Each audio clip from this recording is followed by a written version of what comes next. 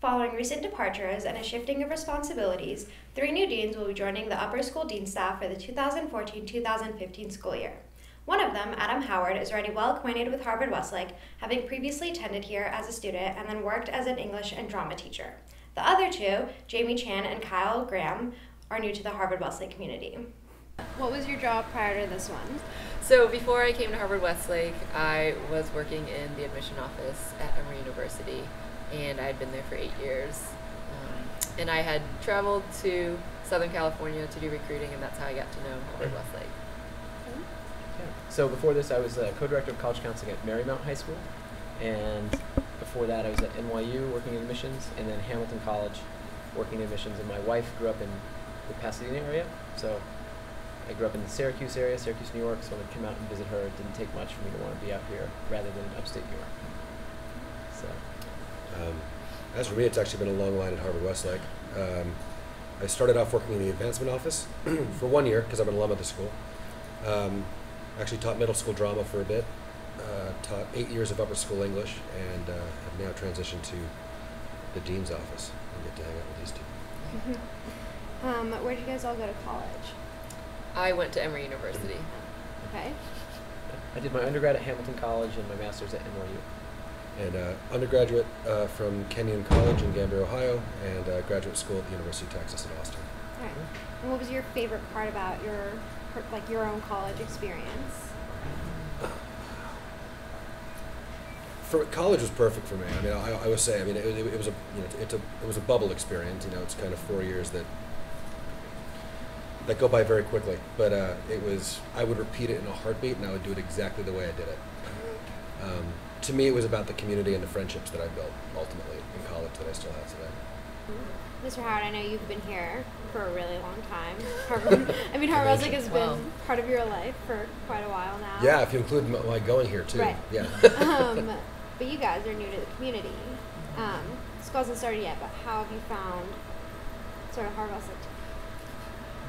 Kyle loves it, and so do I. Yeah. I mean, we both. How could you not? Yeah. So typical day for me, not that that's your question, but I'll come here early in the morning and get in the pool. It's a world-class pool. It's unbelievable. I was swimming at the Rose Bowl prior to this, right? And you go to the Rose Bowl on the weekend, you've got 8 to 10 people in every lane. You're getting sort of beat down with all these random swimmers. You go into our pool, it's all, I'm sending selfies to my friends alone, like, what's up, just me? I think the caliber of the people that are here is really impressive, and you hear about that before coming in. I mean, because people, I think, typically associate Harvard-Westlake with excellence in whatever pursuit we're talking about. But when you're here and you're experiencing it, and you're meeting, a chemistry teacher at the lunch table, and you talk about, oh, so where were you before this? Oh, I got my PhD at Stanford, and I was teaching a class there. And wow, this is a high-powered place with really great people.